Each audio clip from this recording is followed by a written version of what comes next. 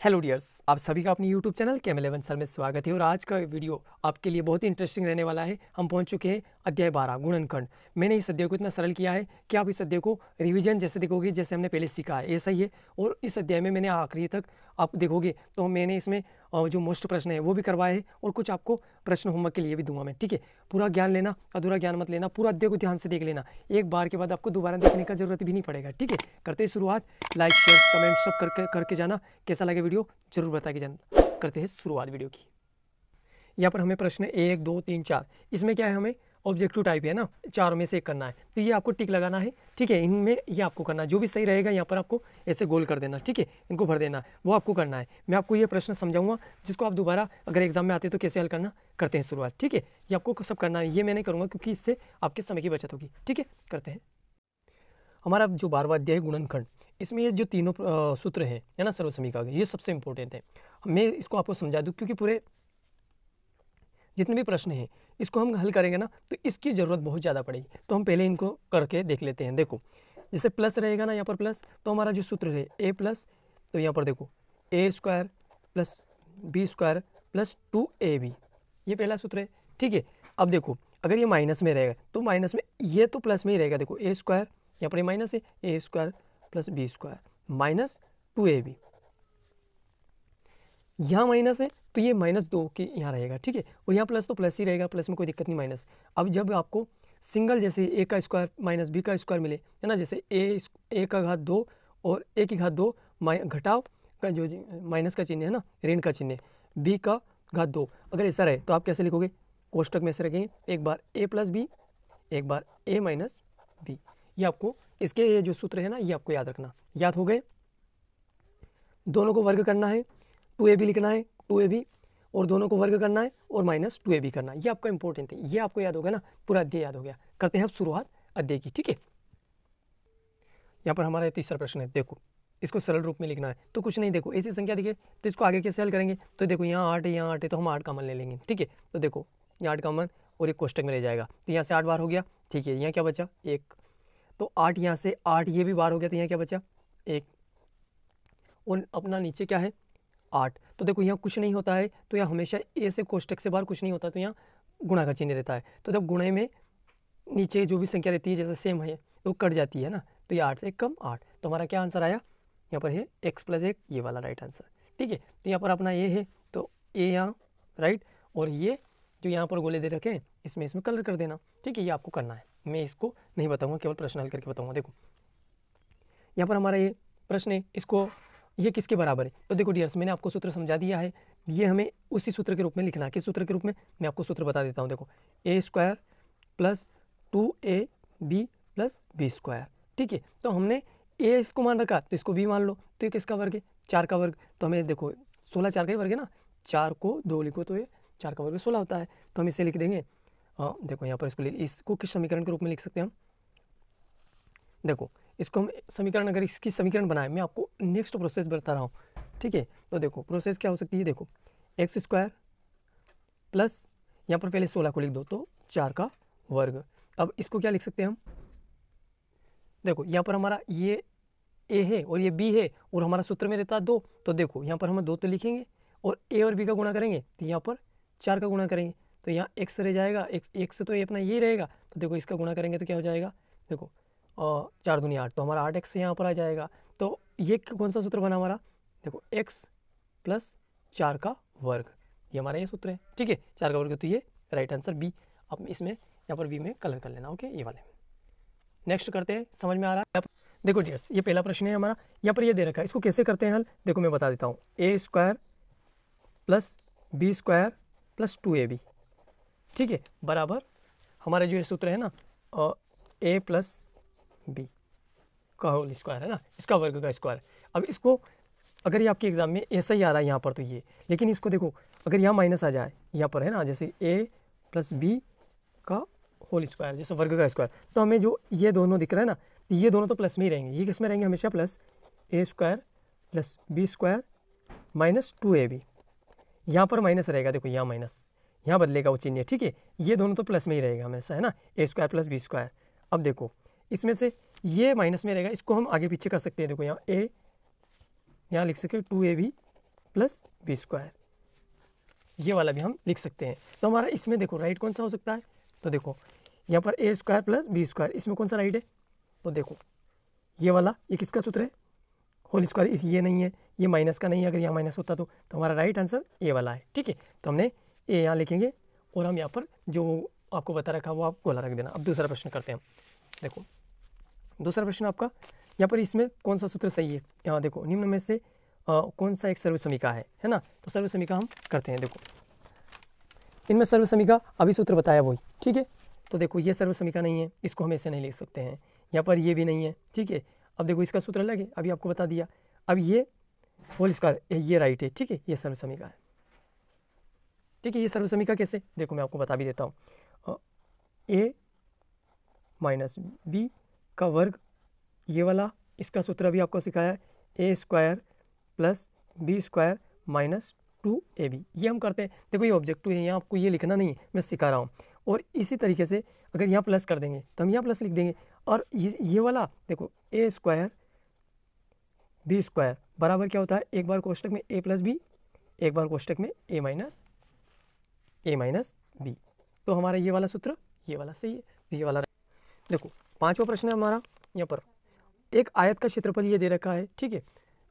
X square plus 8x plus 15 वर्ग इकाई है। यदि इसकी चौड़ाई x प्लस 5 है, इकाई वर्ग है, तो इकाई हो तो इसकी लंबाई क्या होगी। तो देखो यहाँ पर एड ग्रेड ने बहुत कम जगह दे रखी है, तो हम यहाँ पर दूसरा पेज यूज़ कर लिया है ना, क्योंकि आपको दिक्कत नहीं आए, समझ में आ जाएगा। तो देखो आयत का क्षेत्रफल क्या होता है, आयत का क्षेत्रफल आप सभी विद्यार्थियों को पहले से याद है। आयत का क्षेत्रफल होता है लंबाई प्लस लंबाई गुणित चौड़ाई प्लस वो तो क्षेत्रफल, ये परिमाप होता है ना। परिमाप का सूत्र भी याद रहना चाहिए, लंबाई प्लस चौड़ाई मल्टी 2, है ना। तो यह लंबाई गुणित चौड़ाई होता है क्षेत्रफल, आयत का क्षेत्रफल। तो हमें क्या दे रखा है, जो हमें दे रखा है वो उसकी जगह हम लिख देते हैं। तो आयत का क्षेत्रफल हमें दे रखा है x square plus 8x plus 15 बराबर, हमें लंबाई याद करना है, चौड़ाई उसने दे रखी है हमें x प्लस 5, ठीक है, ये हमें दे रखा है। तो देखो हमें लंबाई याद करनी है, तो ये कहाँ जाएगा, इसके बटे में जाएगा। उससे पहले हम इसको हल कर लेते हैं, इसका गुणनखंड निकाल लेते हैं, जिससे ये आसानी से माना जाएगा। तो देखो गुणनखंड कैसे निकालते हैं, यहाँ पर कोई संख्या होती है उसका हम इसमें भाग देते हैं, गुणा करते हैं। तो यहाँ पर कुछ नहीं, मतलब 1, तो 1 का गुणा हम 15 में करेंगे, तो ये 15 ही आ गया, 15 कम 15।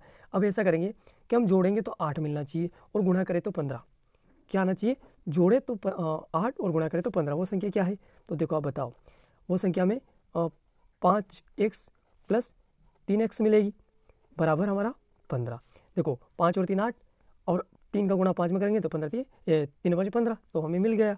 देखो यहाँ पर ये प्रोसेस हम लिख ही देते हैं, लंबाई गुणित x प्लस 5, ये हमारा चल रहा है अभी, है ना। हम ये ऑब्जेक्टिव तो 1 नंबर का है, लेकिन हल करना आपको समझ में भी आ जाएगा। तो देखो ये हमारी जोड़ी बन चुकी है यहाँ पर।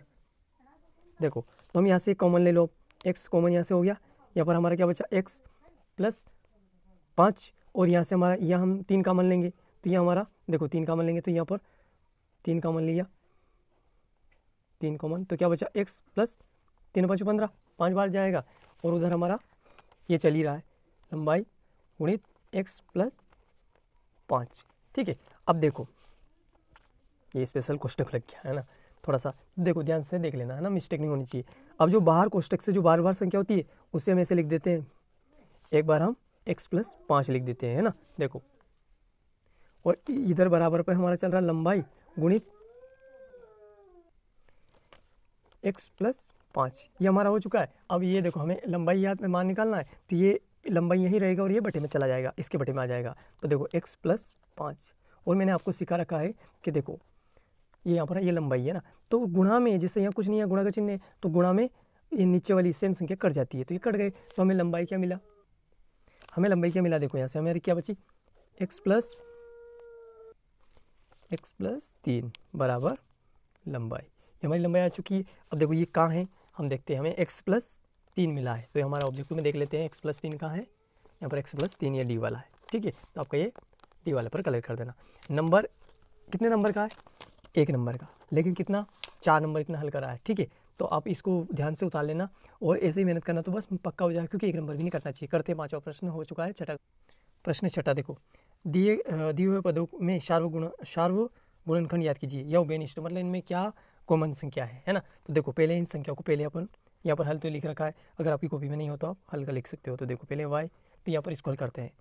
तो देखो इसको हम क्या लिख सकते हैं, 2 गुणित y यहाँ पर कर रखा है, यहाँ पर 24 को लिखते हैं, 24 को है ना, 24xy है ना। तो हम इसको क्या लिख सकते हैं, 24 को 2 गुणित 2, ठीक है, गुणित 2, देखो 2 दूनी 4, 4 दूनी 8, 8 तिया 24 है ना। इसको ऐसे लिख सकते हैं, इसका आप एलसीएम लेकर निकाल सकते हैं, ऐसा भाग विधि से ऐसा आपको पता चल जाएगा। गुणित x गुणित y हमने ये निकाल दिया। तो देखो इन दोनों में हमें कॉमन क्या दिख रहा है, यहाँ पर भी y है, यहाँ पर, तो हमें इसका पहले लिख देते हैं सार्वगुणनखंड, सार्वगुणनखंड, सार्वगुणनखंड, ठीक है। तो देखो सार्वगुणनखंड हमें क्या मिला, सार्वगुणनखंड का मतलब होता है दोनों में क्या कॉमन संख्या है। तो देखो यहाँ पर 2 है और यहाँ भी 2 है, तो हमें ये 2 तो कॉमन हो चुका है, यहाँ y है, हमारा यहाँ भी y है, x नहीं है, अगर यहाँ x होता तो यहाँ पर, तो ये सार्वगुणनखंड पहली संख्या का आ चुका है। अब हम दूसरे को करते हैं हल इसी तरीके से, है ना। अगर ये लिख लो, पहले स्क्रीनशॉट ले लो, अगर समझ में नहीं आया, हम दूसरी संख्या को करते हैं। देखो हल लिखते हैं, पहले 21 AB। जिन विद्यार्थियों को अगर बड़ी संख्या को ऐसे सार्वगुणनखंड नहीं आया ना, तो उनका आप क्या निकालो, ऐसे एलसीएम निकाल लो, है ना। यहाँ पर देखो ऐसे निकालो, 21 किस के पाठ्य में आते हैं, 3 में, 7 बार में आएगा, फिर 7 एकम 7, ये इसका हो गया। तो हम 21 को ऐसे लिख सकते हैं। देखो जिनको नहीं आता और यहाँ नहीं, वो हमको अलग करना है ना। तो देखो यहाँ हम 21 को लिखेंगे, 21 AB बराबर हम लिखेंगे 3 गुणित 7 गुणित A गुणित B, ये हम 21 को लिखा है। इसी प्रकार से हम 49 को लिखेंगे, 49 AB स्क्वायर, ठीक है। तो हम 49 को क्या लिख सकते हैं, इसको तो डायरेक्ट हम 7 मल्टी 7 लिख देते हैं, 7 7 49 है ना, गुणित A गुणित B गुणित B, ऐसे लिखेंगे। B को 2 बार लिख देंगे, 2 वर्ग है तो। देखो हम यहाँ लिखेंगे सार्वगुणनखंड, सार्वगुणनखंड। तो देखो सार्वगुणनखंड में हमें क्या कॉमन दिख रहा है विद्यार्थी, बताओ। तो देखो हमें यहाँ 3 दिख रहा है, पर यहाँ 3 नहीं, यहाँ 7 है, तो हम ये 7 उतार लेंगे। यहाँ पर है, वहाँ पर भी, दोनों तरफ है, यहाँ भी है और यहाँ भी है। तो हमारा सार्वगुणनखंड क्या है, इसका आंसर 7AB, ठीक है, राइट आंसर हो चुका है। नेक्स्ट करते हैं 7वां प्रश्न। देखो निम्नलिखित का विभाजन करिए। तो हमें इसमें क्या, विभाजन का मतलब होता है इनमें भाग दीजिए, 6 का भाग देना, इसमें भी 9y स्क्वायर का भाग देना। तो देखो दोनों को देख लो, मैं इसकी साइज थोड़ी बड़ी करूँगा, फिर बाद में नहीं दिखेगा, ठीक है। तो देखो ये हो गया। अब हम करते हैं पहले प्रश्न को हल। ये संख्या हम उतार लेते हैं ऐसी कैसी, देखो 12x - 48 भागित 6 है ना। यहाँ पर ये पहली संख्या हमने उतार ली। इसके बाद देखो हम इनमें से क्या करेंगे, इसमें भाग देंगे। तो इसको भाग का मतलब होता है हम इसको ऐसे लिखेंगे 48/6, ठीक है। यहाँ तक आपको समझ में आ ही रहा होगा। देखो उसके बाद हम क्या करेंगे, इसमें से कॉमन निकाल के काट सकते हैं या एक एक करके इसमें भाग भी दे सकते हैं। तो डायरेक्ट हम कॉमन निकाल लो। तो देखो कॉमन कैसे निकलेगा, कॉमन आपको बता देता हूँ, यहाँ पर समझा देता हूँ। कोष्टक लेते हैं, देखो 12 हम कॉमन लेते हैं, क्या लेते हैं 12। तो 12 का भाग, 12 का पटिपाड़ा 12 के पाड़े में कितनी बार में आता है, एक बार में, तो हम एक को लिखते ही नहीं। और 12×48 हमारा बटे में क्या था, 6। ये आपको सबको समझा रखा मैंने कि यहाँ पर कुछ नहीं कोई होता कोष्टक के बाहर, तो वहाँ कोष्टक के इधर तो यहाँ गुणा का चिन्ह होता, तो गुणा में कट जाता। तो 6 कम 6, 6 दूनी 12। तो हमारे यहाँ पर हमें क्या मिला, 2। तो हम इस 2 का अंदर गुणा करेंगे। तो देखो यहाँ हमें क्या प्राप्त होगा, 2x और माइनस का 8 है ना। 2 का गुणा इस x में करेंगे और 4 में करेंगे तो 8। तो ये हमारा आंसर आ चुका है। हम अब नेक्स्ट करते हैं, समझ में आ गया, ठीक है। अब नेक्स्ट प्रश्न है ये वाला, देखो इसको भी करते हैं हल। तो पहले इस सवाल को उतार लेते हैं, -36y3 भागित 9y2, ठीक है। तो देखो यही है, 36 ऐसे लिखेंगे, y3 ये कहाँ चला जाएगा, बटे में। तो देखो यहाँ पर हमारी प्रोसेस आगे बढ़ती जा रही है। देखो y2 से y3 कट जाएगी, है ना, मतलब 2y से 2y कम हो जाएंगे, तो हमारा यहाँ पर 1y बच जाएगा। और 9 के भाग, जो संख्या का भाग संख्या में लगता है, और जो भी चर संख्या होती है उसका चर में लग जाता है। तो देखो 9×36 ये कट चुकी है सभी संख्या। तो हमें यहाँ से तो मिला 4, और हमें यहाँ 2y कम हो गए थे, तो हमें मिला 1y। तो हमें यहाँ हमारा आंसर क्या आ चुका है, ये वाला, ठीक है। उतार लो, ये हो चुका है। आप नोट्स भी इसके बना भी लेना, है ना, अपनी कॉपी में ध्यान से उतार लेना, ठीक है। और ये प्रश्न आपके एग्जाम में आएंगे, मोस्ट प्रश्न है, ठीक है। नेक्स्ट करते हैं डियर्स, ये 8वां प्रश्न है, गुणनखंड कीजिए। हमने 5वां प्रश्न किया था 1 नंबर के लिए, वही प्रश्न है, और मैंने बोल दिया था मोस्ट प्रश्न है, ये मोस्ट है। तो देखो हम इसको उतारते 6p, और यहाँ तक आ गए ना तो चैनल को सब्सक्राइब, लाइक, शेयर, कमेंट सब कर देना कैसी लगी। देखो बहुत साधारण तरीके से समझा रहा हूँ, सबको समझ में आ रहा है। देखो यहाँ पर मैं आपको समझा देता हूँ गुणनखंड करना है ना, तो हमने यहाँ पर लिख दिया, ये है यहाँ पर हम गुणनखंड किया हमने, ये लिखने की कोई ज़रूरत नहीं, गुणनखंड ही कर रहे हैं, ठीक है। इसको लिखो ही मत, अब तो हटाओ। देखो या कुछ संख्या नहीं होती है, अगर यहाँ पर 2 होता है तो उसका गुणा 16 में करेंगे, या 24 होता है, या कुछ भी संख्या रहे पीक से पीछे, देखो तो उसका गुणा किस में करेंगे, यहाँ पर इधर वाली संख्या में, है ना। और वो करने के बाद जो भी संख्या आती है, जैसे कि यहाँ पर हमने हमारा 2 रहता और इसमें गुणा करते हैं हम तो ये 32 हो जाते, तो हमें ऐसी संख्या सर्च करनी होती कि जोड़ेंगे तो 6 आना चाहिए और गुणा करेंगे तो 32, ठीक है। तो इसी प्रकार से हम सर्च करते हैं। तो हम यहाँ अभी हमारा 1 है, कुछ नहीं तो 1, तो 1 का गुणा 16 में करेंगे तो 16 1 कम 16। अब हमें जोड़ेंगे तो हमें मिलना चाहिए 6 और गुणा करेंगे तो 16, तो वो संख्या हमारी क्या आ सकती है बताओ। तो देखो वो हमारी संख्या क्या है, मैं यहाँ पर संख्या लिखूँ इतनी देर में आप सर्च कर लो, ठीक है। वो संख्या हो सकती है 8 दूनी 16, है ना। तो हम यहाँ लिख सकते हैं, देखो 8p माइनस 2p माइनस 16 वही संख्या है। कैसे, देखो 8 में से 2 गए तो 6 बच गए, वो की वही संख्या, और 8 का गुणा इसमें करेंगे तो 16। तो देखो अब हम क्या करेंगे, इसका हमारा ये बन चुका है जोड़ी। तो देखो इन दोनों में से हम कॉमन निकालेंगे, तो इन दोनों में आपको कॉमन क्या दिख रहा, मतलब सेम संख्या क्या है, तो p हमारा p बार हो जाएगा, ये हमारा एक p बच जाएगा और प्लस का 8 बच जाएगा, क्योंकि यहाँ से एक p बार हो चुका तो यहाँ p बचा ही नहीं, और एक p यहाँ से बार हो गया। यहाँ से हमारा कॉमन क्या निकलेगा, p नहीं निकलेगा क्योंकि यहाँ p नहीं है, तो हम यहाँ से एक तो माइनस कॉमन निकालेंगे क्योंकि दोनों तरफ माइनस है, तो यहाँ माइनस निकाल लिया। देखो यहाँ हम 2 कॉमन निकालेंगे क्योंकि 2 खुद 2 के पहाड़े में भी आता है और 16 में भी, 16 के अंदर भी आता है, तो हमने 2 कॉमन निकाल लिया, है ना। अब देखो हमारा p बचा, हमने यहाँ से माइनस कॉमन कर दिया तो यहाँ प्लस हो जाएगा, और यहाँ हमारा 2 के पहाड़े में 16 कितनी बार में आता है 8। अब प्रश्न का आंसर भी चेक कर सकते हैं, कैसे, देखो ये दोनों सेम आ गया तो आपका आंसर राइट है, ये दोनों सेम आ गए। देखो अब हम बाहर की संख्या को बाहर ऐसे जो कोष्टक से बाहर हमने निकाली थी कॉमन, उनका एक कोष्टक बना लो और इन दोनों में से एक कोष्टक को लिख दो ऐसे ही। देखो ये 8, ये आपका आंसर, ठीक है। अब हम करते हैं दूसरा प्रश्न, इसी का दूसरा। तो यहाँ इसको हल करेंगे, कुछ जगह कम थी इसलिए यहाँ पर लिख लेते हैं। देखो 5y square minus 20y minus 8z plus 2yz, ठीक है, 2yz। ये तो इजी प्रश्न है, तो देखो इसको हम सिंपल सही तरीके से जमा लेते हैं। देखो 5y स्क्वायर माइनस 20y, देखो यहाँ हम इस संख्या को पहले लिख लेते हैं जैसे इसमें लिख रखा है ऐसे, प्लस 2yz माइनस 8z। अब देखो हमको कॉमन लेना है, तो देखो हम कॉमन कैसे लिखते हैं, कॉमन यहाँ कैसे है संख्या, 5 के पहाड़े में 20 भी आते हैं और 5 भी आते हैं, 5 यहाँ 2 के पहाड़े में 2 भी आता है और 8 भी आते हैं, तो हमारा कॉमन हो जाएगा। तो देखो यहाँ से हम कॉमन निकालते हैं इन दोनों में से, तो देखो यहाँ से हमारा कॉमन क्या निकलेगा y, है ना, और y के साथ क्या निकलेगा 5, क्योंकि 5 यहाँ भी है और 5 यहाँ पर भी है। तो देखो यहाँ हमारा क्या बच गया y, एक y तो बाहर हो गया, तो 5y बाहर हो चुके हैं, यहाँ पर y बचा, और 5 के पहाड़े में 20 कितनी बार में आते हैं 4 बार में, ठीक है, हो गया। अब उसके बाद प्लस यहाँ पर हमारा क्या कॉमन क्या निकलेगा z, और एक 2 यहाँ भी है और 8 के अंदर भी 2 है, तो हमारा 2 z बार हो चुके हैं, और हमारा यहाँ क्या बचा y, और 2 के पहाड़े में 8 कितनी बार में आता है 4 बार में, ठीक है। और मैंने आपको गुणनखंड बता रखा है, समझा रखा है, देखो कि ये दोनों बराबर आ गए तो आपका आंसर पक्का सही है। तो देखो ये दोनों बराबर भी आ गए, तो हम बाहर की संख्या को एक बार कोष्टक में ले लेते हैं, 5y प्लस 2z, और ये दोनों में से एक को लिख दो y माइनस 4,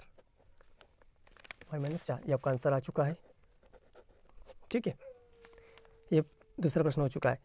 हम करते हैं नेक्स्ट प्रश्न, नवा प्रश्न। देखो व्यंजक के गुणनखंड याद कीजिए और भागफल याद कीजिए, है ना, दोनों याद करना है। तो देखो बहुत सरल प्रश्न है, आपको कठिन नहीं देखना है, मैं बहुत ही जल्दी आपको इसको सिंपल करके बता देता हूँ। देखो डियर्स, मैंने सवाल उतार दिया है, अब हमें क्या करना है, इसका गुणनखंड निकालना है। तो गुणनखंड आपको सिखा दिया, यहाँ पर कोई संख्या होती है उसका गुणा हमें इसमें करना रहता है, और फिर ऐसा करना रहता है कि हम ऐसी संख्या देखो जिसका जोड़ेंगे तो 14 आना चाहिए और गुणा करेंगे तो 32, ठीक है। तो हमें वो संख्या क्या हो सकती है बताओ। देखो आप जोड़ा तो देखो 16 दूनी 32 होता है, 16 दूनी 32, और 16 में से 2 जाएगा तो क्या मिलेगा 14 ही मिलेगा। तो हमें बड़ी संख्या चिन्ह 16 को माइनस में रख लो, क्योंकि हमें चिन्ह चाहिए, बड़ी संख्या का चिन्ह लग जाएगा। तो देखो हम क्या लिख सकते हैं यहाँ पर m square 16m minus plus का 2m, है ना, क्योंकि देखो 16 में से 2 जाएगा, ये 16 दूनी 32 हो गया, है ना, ये आ जाएगा, और 16 में से 2 गए तो माइनस का 14 बच जाएगा। ये कहीं हमें माइनस की संख्या वो की वही लानी है, और माइनस का 32 ये हमने उतार लिया है। ये हमें नई संख्या प्राप्त हो गई, भागित m प्लस 2, ये हमें भाग देना है इसमें, ठीक है। देखो इसको हम यहाँ से इसका गुणनखंड कर लेते हैं, तो देखो इनमें कॉमन क्या दिख रहा है, m, तो यहाँ एक m बार हो गया, एक m बच गया, और यहाँ पर हमारा 16 हो चुका है। अब यहाँ हमें क्या कॉमन लेना है, देखो यहाँ पर हमें क्या कॉमन मिल रहा है 2, तो यहाँ पर हम प्लस 2 कॉमन ले लेते हैं। 2 कैसे कॉमन लिया सर, तो देखो 2 यहाँ पर है और 2 के पहाड़े में 32 भी आता है ना, मतलब पहाड़े को आगे तक बढ़ाओ तो इसके 2 का विभाज्य का नियम बोलता है कि 2 के पहाड़े में 32 भी आता है, तो यहाँ पर हमारा m ऐसे ही, और देखो 32 कितनी बार में आता है, 16 बार में आता है ना। जब ये दोनों आपके एक जैसे बन गए तो आपका आंसर आ चुका है, और हमारा भागित में क्या चल रहा है, कोष्टक m प्लस 2, और मैंने आपको सिखा रखा है कि देखो कोष्टक वाली संख्या को एक बार लिख लेते हैं m माइनस 16, और जो बाहर होती है उनको एक बार कोष्टक में लिख लेते हैं, और देखो इसका मतलब भाग होता है, इस संख्या का मतलब भाग होता है, तो ये बटे में आ जाएगी m प्लस 2, ये बटे में आ चुकी है ना, इसका भाग होता है। यहाँ पर हम ब्रह्मास्त्र चला लेते हैं सभी के लिए, ये चला लिया, ठीक है। और मैंने बता रखा है यहाँ पर कुछ नहीं मतलब गुणा, तो गुणा में सेम संख्या कट जाती है, कट गई, तो ये दोनों कट गई, तो हमारा आंसर क्या हुआ, m माइनस 16 हमारा आंसर आ चुका है, ठीक है। कितना ईजी हुआ, पर आपको गुणनखंड सरल समझ में आना चाहिए, ठीक है। करते हैं नेक्स्ट इसका दूसरा प्रश्न, ये दूसरा सवाल मैंने उतार दिया है, अब करते हैं इसको आगे। देखो यहाँ पर क्या करेंगे हल, देखो आपको इसका सूत्र याद है ना, P square minus Q square का सूत्र क्या होता है, पी प्लस क्यू और Q minus P minus Q. तो देखो यहाँ पर हम लिखते हैं इसको पी क्यू, 5pq, और इसको हम इस सूत्र का, इसका सूत्र याद है, मैं देखो आपको बता भी देता हूँ, पी प्लस क्यू और पी माइनस क्यू, आपको मैंने सर्वसमीका बता रखी है, उसमें है ये सूत्र है ना, इसका पहले सबसे पहले ये समझाया था, और इसका भाग लग रहा है तो हम इसी बटे में लिख ही देते हैं भाग में। देखो इसको लिखते हैं 2p p प्लस क्यू, एक क्यू नहीं लिखा और पी लिख दिया, देखो हो गया p प्लस क्यू। अब देखो मैंने बता रखा सब में गुणा हो रहा ऊपर, तो ये कौन सी सेम संख्या है, ये एक p से, तो ये वाला p कट जाएगा गुणा में, ठीक है, कट गया, और p प्लस क्यू कहाँ पर है, इससे ये वाला कट जाएगा, ठीक है। तो हमारा आंसर क्या आया, 5q p माइनस क्यू, ये हमारा राइट आंसर, ठीक है, ये हमारा आंसर आ चुका है, ठीक है। हम करते हैं 10वां प्रश्न, समझ में आया, यहाँ पर एक बार और समझा देता हूँ। देखो ये हमने लिखा है, और इसका सूत्र कौन सा था एक बार और बता देता हूँ। देखो p, ये a स्क्वायर b स्क्वायर का सूत्र तुम्हें बताया रखा था मैंने, a प्लस बी और a माइनस बी, ये सूत्र होता है, तो हमने यही तो सूत्र इसको p के इस स्थान पर रखकर काटा है। अब ऐसे मत काट देना, कटता नहीं है, ठीक है, इससे ये कट जाती है, जब गुणा में ऐसी सेम संख्या होती है तो कट जाती है, ठीक है। तो हमने यहाँ पर काट दिया है, बाहर का p इससे कट गया, 2 क्यों नहीं कटा, क्योंकि 2 के पहाड़े में 5 नहीं आता है, ठीक है। करते हैं नेक्स्ट प्रश्न, 10वां प्रश्न देख लो डियर्स, यदि कोष्टक x माइनस एक्स बराबर 1/x है ना, x माइनस 1/x बराबर 4 को उपयुक्त सर्वसमीका का प्रयोग करते हुए x square plus 1/x square का मान याद कीजिए, है ना। तो देखो हमें दिया है यहाँ पर ये संख्या दे रखी है, तो हमें इसी संख्या को सर्वसमीका का प्रयोग करके इसका मान निकालना, अभी निकालते हैं। देखो डियर्स हमें जो दिया है वो संख्या हम लिख देते हैं यहाँ पर, देखो यहाँ पर हमें दिया है x माइनस 1/x बराबर 4, ठीक है, ये हमें दे रखा है। अब हम क्या करेंगे, दोनों पक्षों में वर्ग करेंगे, तो यहाँ पर क्योंकि हमें वो लाना है ना वर्ग वाली संख्या, तो देखो हम दोनों पक्षों में वर्ग करने पर, तो देखो दोनों पक्षों में इनमें वर्ग करेंगे, तो यहाँ पर x माइनस 1/x का वर्ग हो जाएगा, इधर 4 का वर्ग हो जाएगा, है ना। तो देखो इसका वर्ग का तो आपको सूत्र याद ही है सर्वसमीका का, देखो मैं आपको बता देता हूँ, यहाँ पर लिख के बता देता हूँ, a स्क्वायर माइनस है ना, हाँ, तो a square plus B minus B square का होल वर्ग क्या होता है, देखो सर्वसमीका में a square minus 2ab plus B square है ना, ये भी लिख सकते हैं, ये बी स्क्वायर को आप यहाँ भी लिख सकते हैं, कोई दिक्कत नहीं। a square minus 2ab plus B square, ये माइनस क्यों आया, क्योंकि बीच में माइनस है, ठीक है, ये हमने सर्वसमीका लिख दी।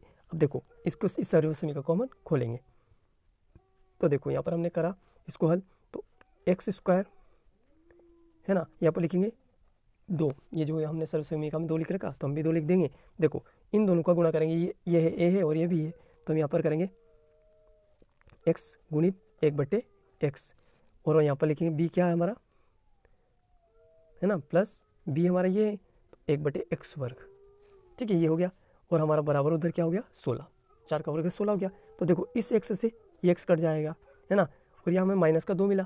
ठीक है, यहाँ पर हमें जगह भी नहीं मिली तो हम जगह को यहाँ ट्रांसफ़र आगे करते हैं। ठीक है, देख लेना ध्यान से। यहाँ पर इस प्रोसेस को हम यहाँ से यहाँ करा, इधर, फिर हमने यहाँ पर करा, देखो यहाँ पर ये वाला और ये, और इससे आगे हम यहाँ करते हैं। यहाँ पर देखो, यहाँ पर थोड़ा सा, तो हमारा क्या मिला था, एक्स ये बच गया था, है ना, एक्स स्क्वायर माइनस का 2 प्लस 1/x² बचा, और बराबर में उधर 16 बच चल रहे हैं। तो देखो इस 2 को उधर भगाओ, यहाँ क्या कर रहा है ना, संख्या के पास जाएगा। ठीक है, तो देखो ये 2x² प्लस 1/x² बराबर 16, और ये 2 माइनस कहते तो उधर आया के प्लस बन जाएगा। यहाँ पर x² प्लस 1/x² बराबर 18, और ये हमें क्या करना था बताओ, तुम ही बता दो क्या करना था, लाना था, यही तो मान याद करना था। देखो यहाँ लिख रखा x² प्लस 1/x² का मान, तो हमारा यही तो मान निकला, है ना। तो देखो इसको मैं छोटा करके आपको पूरा बता देता हूँ, देख लो पूरा आप। ठीक है ना, या आप ध्यान से लिख लेना इस तरीके से वीडियो को पॉज करके, है ना। यहाँ पर पूरा करा है, समझ में भी आ गया होगा आपको। मैंने यहाँ पर ये सर्वसमीका यूज करी है, और ये होती है ये हमारा x पहला वाला है ना, a माना, और ये दूसरा वाला b, और हमने इसके स्थान पर रखा है। ठीक है, हल हो गया। नेक्स्ट करते हैं 11वां प्रश्न। एक कॉपी की कीमत a+5 है तथा हेमा ने a+5 कॉपियाँ खरीदी। ए के पदों में उसके द्वारा भुगतान की गई कुल धनराशि याद कीजिए। यदि a बराबर 3 है, जहाँ a रहेगा वहाँ हम 3 रखेंगे। ठीक है, तो उसके द्वारा दी गई कुल धनराशि क्या है। तो देखो यहाँ पर हम लिखते हैं, है ना, डेढ़ से मैंने लिख दिया। एक कॉपी की कीमत कितनी है, यहाँ पर देखो a+5 है ना। खरीदी गई कॉपी की संख्या कितनी है, a+5 है ना। भुगतान की गई कुल राशि, देखो उसने कॉपी कितनी है, एक कॉपी की कीमत कितनी है, तो यहाँ खरीदी गई भुगतान की गई कुल धनराशि, तो देखो ये दोनों है ना। तो भुगतान इन दोनों का, उसने एक कॉपी की कीमत है तो खरीदी गई कॉपियों की संख्या, तो यहाँ लिखेंगे एक कॉपी की कीमत a+5 गुणित खरीदी गई कुल कॉपियों की संख्या, तो वो भी a प्लस हमारा 5 है ना, a+5 है। अब देखो ये हमें मिल चुका है, अब हम इनमें गुणा करेंगे। तो आपको याद है ये वही संख्या है, सर्वसमीका का यूज करके हम लिख सकते हैं a+5 का वर्ग, है ना, वर्ग, और हमें पता है a बराबर दिया है ना। यहाँ पर लिख सकते हैं a बराबर 3 है, तो हम यहाँ जहाँ a है वहाँ पर 3 रख देंगे, 3 + 5 और वर्ग, तो 3 और 5 कितना हो जाएगा 8, 8 का वर्ग 64, ये हमारा राइट आंसर। ठीक है, ये कैसे करा, देखो यहाँ से हमने पूरा उतार लिया है और ये उतारा, और अब कुल भुगतान की कुल धनराशि, तो देखो उसने एक कापी की कीमत ये होती है, तो हम करते हैं एक कापी की कीमत यदि 1 रुपया है तो 10 कापी की कीमत कितनी होगी, तो हम उसमें 10 गुणा का करते हैं। तो इसी प्रकार एक कापी की संख्या ये थी, एक कापी ये खरीदी थी, उनमें 10 का ये गुणा कर दिया, तो इसी तरीके से गुणा करा और ये आपका आंसर आ चुका है। नेक्स्ट 12वां प्रश्न। ठीक है, 12वां प्रश्न देखो, एक आयत का जिसका क्षेत्रफल ये दे रखा है वर्ग इकाई, और एक वर्ग जिसकी एक भुजा की माप, जो एक वर्ग होती है उसकी एक भुजा की माप ये दे रखी है x+4। इस वर्ग का क्षेत्रफल याद करिए, x बराबर क्या है 4, जहाँ x रहेगा हम 4 नहीं, x बराबर 10 है, और जहाँ x रहेगा वहाँ पर हमें 10 लिखना है। के लिए दोनों आकृतियों आयत वर्ग के क्षेत्रफल की तुलना भी करिए। तो देखो हम करते हैं इसको शुरुआत अभी। यहाँ पर आयत है ना, आयत का क्षेत्रफल, आयत का क्षेत्रफल क्या होता है, ये आपका 2-3 बार आ चुका है, लंबाई गुणित चौड़ाई, है ना, लंबाई गुणित चौड़ाई। तो ये हमें क्या दे रखा है उसने, लंबाई गुणित चौड़ाई। देखो यहाँ पर दे रखा x² + 7x + 12, है ना, ये हमें दे रखा है, ये हमको दे रखा है। तो हम क्या करेंगे, जहाँ x और रहेगा वहाँ पर 10 से लिख देंगे। तो देखो यहाँ पर इसको करते हैं आगे,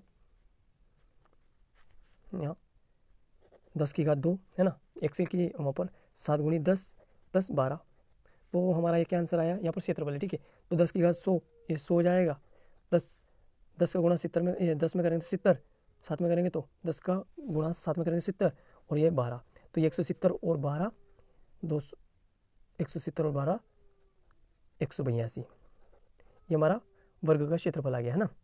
किस में दे रखा था, इकाई वर्ग में, वर्ग स्क्वायर, है ना, वर्ग इकाई, ये हमारा ये इसका आ गया। अब देखो वर्ग का क्षेत्रफल, वर्ग का क्षेत्रफल क्या होता है, भुजा वर्ग, भुजा वर्ग। उसने एक भुजा दे रखी और आपको याद है वर्ग की 4 भुजा बराबर होती है, तो उसने दे रखा है x + 4 का वर्ग, है ना, 4 का वर्ग होता है। तो देखो उसने x के एक्स के बराबर हमें क्या रखना है 10, तो यहाँ पर +4, ठीक है, यहाँ पर हो गया। अब देखो इसको आप वर्ग लग रखा है, तो ये कितना हो जाएगा 14, ठीक है। अब देखो 14 का वर्ग क्या होता है 196, तो इन दोनों में किसका क्षेत्रफल ज़्यादा है, वर्ग का क्षेत्रफल ज़्यादा आया या आयत का क्षेत्रफल, तो वर्ग का क्षेत्रफल अधिक है। आयत का क्षेत्रफल 182 और वर्ग का क्षेत्रफल 196 है, ठीक है। 13वां प्रश्न देखो 45 x की घात 4 माइनस 7 x की घात 3 प्लस 12 x स्क्वायर है ना, को इससे भाग देना इस संख्या से। तो देखो हम संख्या को उतार लेते हैं जल्दी से। 45 कोष्टक x स्क्वायर ने x की घात 4 7 x की घात 3 प्लस 12 x स्क्वायर है ना, हमें इससे भाग देना है। 5x की घात 3 x की घात 3 कहाँ यार, है ना, बहुत लेट वीडियो भी बहुत लेट बन रहा है, ठीक है, 12 बज गई अब नाइट की, तो इसी वजह से कोई संख्या डाउट है, क्योंकि देखो हो जाता है चलता है। तो ये x की घात 3 नहीं 3 है। अब हम क्या करेंगे इसको हल, देखो ये हमने कर लिया। अब हमें यहाँ पर इसमें से कॉमन लेना है, तो हमें क्या कॉमन दिख रहा है, तो देखो यहाँ से हम x की घात 2 कॉमन निकाल सकते हैं इसी में से, है ना, क्योंकि यहाँ पर 2 है यहाँ पर 2 है सभी में से, तो हमने 2 निकाल दिया, तो हमें यहाँ पर क्या मिला x की घात 2, यहाँ पर हमारा 7 रह गया, यहाँ पर x और यहाँ पर 12 बच गया, ठीक है। इसी प्रकार से हमारा चल रहा है 5x - 3, ये हमारा हो चुका है। अब हम क्या करेंगे, आपको सिखा रहा गुणनखंड, इसका गुणनखंड निकाल लेते हैं। 45 x की घात 2, अब इसका गुणनखंड मैंने सिखाया कि यहाँ जो भी संख्या होती है उसको गुणा करते हैं, और संख्या ऐसी संख्या जो जोड़ेंगे तो 7 मिलना चाहिए और गुणा करेंगे तो 12, तो वो संख्या क्या है, देखो वो संख्या हमें माइनस की चाहिए ना, तो हम वो संख्या देख लेते हैं 4x 3x है ना, देखो 3 चुक 12, 3 चुक 12 और जोड़ेंगे तो वही 7 आ जाएंगे माइनस के साथ प्लस का 12, और हमारा ये चल ही रहा 5x - 3। अब देखो 45x स्क्वायर, अब हमारी यहाँ से जोड़ी बना लो इन दोनों में से, तो इन दोनों में से क्या कॉमन निकला, x की घात x ऐसे रहा, x कॉमन निकाल दिया, तो यहाँ x बच गया माइनस का 4, यहाँ से हमने क्या कॉमन निकाला 3, माइनस का 3 कॉमन निकाल लो, तो यहाँ पर हमारा x बच जाएगा, माइनस का 3 अंदर चला जाएगा, यहाँ माइनस निकाला तो अंदर माइनस हो जाएगा। देखो उसके बाद ये कितनी बार आया 4, 3 चुक 12, 3 के बारे में 4 बार आता है। अब हम जो हमारी संख्या बाहर थी वो कुछ अभी तक उसी को चलने दो, चलो अभी कोई दिक्कत नहीं है, ऐसे से हम उतार दो 5x - 3, ठीक है। अब देखो उसके बाद हमारा यहाँ से 45x स्क्वायर, इन दोनों में से एक को बाहर लिख देते हैं ऐसे, x की घात x - 3, और इन दोनों में से एक को लिख दो, इन दोनों में से, तो x - 4, और अब उस संख्या को जो हमारी वो संख्या चल रही थी ना, पहले इनमें तीर चला दो, ठीक है, इस संख्या को नीचे लिख दो, तो 5x, क्योंकि भाग में संख्या नीचे आती है बटे में, x माइनस घात बहुत याद आ रही है मेरे को, ज़रा सी बात में घात, क्योंकि हम कर रहे हैं ना गुणनखंड, इसमें बहुत ही घाते हैं इसलिए बोला जा रहा है। तो देखो मैंने बता रखा गुणा में कट जाती है, तो इससे कट जाएगा, एक x से कट जाएगा, और 5 नाम 45 हो जाएगा, तो हमारा क्या बचा, हमारा यहाँ पर क्या बचा, देखो 9x - 4, ये हमारा राइट आंसर हो चुका है, ये भाग कर दिया हमने, ठीक है। देख लो ध्यान से, थोड़ा सा और मैं जूम हटा देता हूँ अब ध्यान से, ठीक है, समझ में आ गया होगा। अगर यहाँ तक पहुँच गए तो वीडियो को शेयर सब्सक्राइब लाइक कर देते जाना, ठीक है, कमेंट में जरूर लिखना। 14वां प्रश्न देखो, व्यंजक 5p square minus 25p plus 20 क्रमशः भाजकों, जैसे ये संख्या ना p+1 और p-1, p+4 और p-4 से द्वारा विभाजित कर ये बताइए कि किस विभाजक द्वारा दिया गया व्यंजक पूर्णतः विभाजित होता है ना, इन चारों में से किससे पूर्णतः विभाजित होता है। तो देखो हम इनका पहले इस संख्या का क्या निकालेंगे, गुणनखंड, मैंने आपको सिखा रखा है। देखो हम यहाँ से इसका गुणनखंड निकालते हैं, देखो ये लिख दिया। अब इनको क्या करेंगे, हम गुणनखंड करेंगे इसका, है ना। तो देखो यहाँ पर ये संख्या है ना, इसका गुणा किसमें करते हैं, इसमें करते हैं, आपको सिखा भी रखा है मैंने। देखो इसमें हम क्या करेंगे, एक तरीका तो ये, एक और दूसरा तरीका है, या इनमें से पूरा कॉमन निकाल लो आप। जिनको कम समझ में आता है थोड़ा मैं खोल के बता देता हूँ। देखो इस 25 को हम क्या लिख सकते हैं, 5 × 5p, है ना, प्लस 20 को क्या लिखते हैं, 5 × 4। अब तो समझ में आएगा। देखो अब क्या करेंगे, इनमें से हम पी की घात 2 ऐसे लिख देंगे, है ना। तो इसमें से कॉमन क्या दिख रहा है आपको सभी को, 5 5 यहाँ भी है, यहाँ भी है, यहाँ भी, तो हम 5 बाहर निकाल लेते हैं।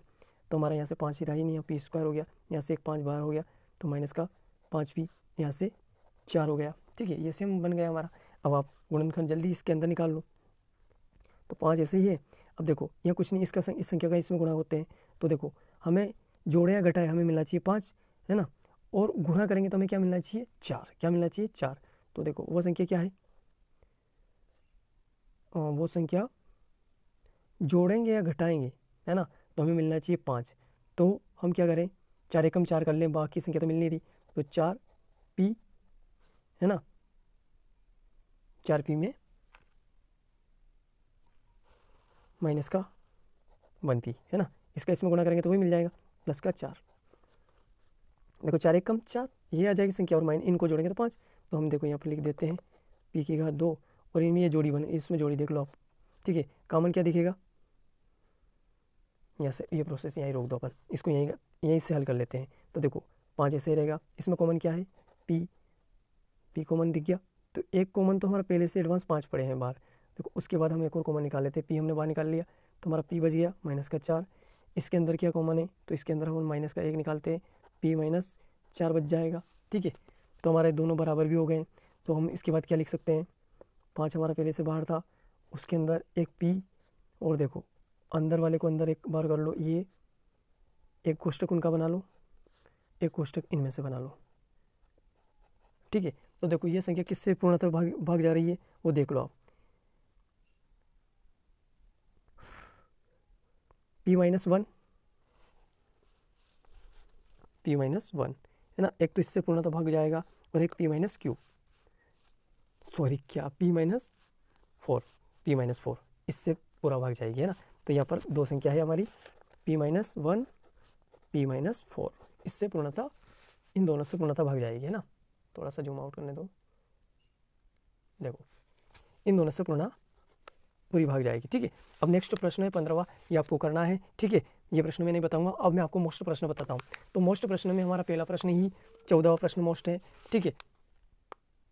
13वां प्रश्न भी बहुत मोस्ट है, ठीक है। ये आपके एग्जाम में आने वाला प्रश्न है, बहुत ही सरल है, समझ जाओगे तो दिक्कत कभी नहीं आने वाली है। देखो उसके बाद 10वां प्रश्न मोस्ट है ना, जो मोस्ट है वही आपको करना है।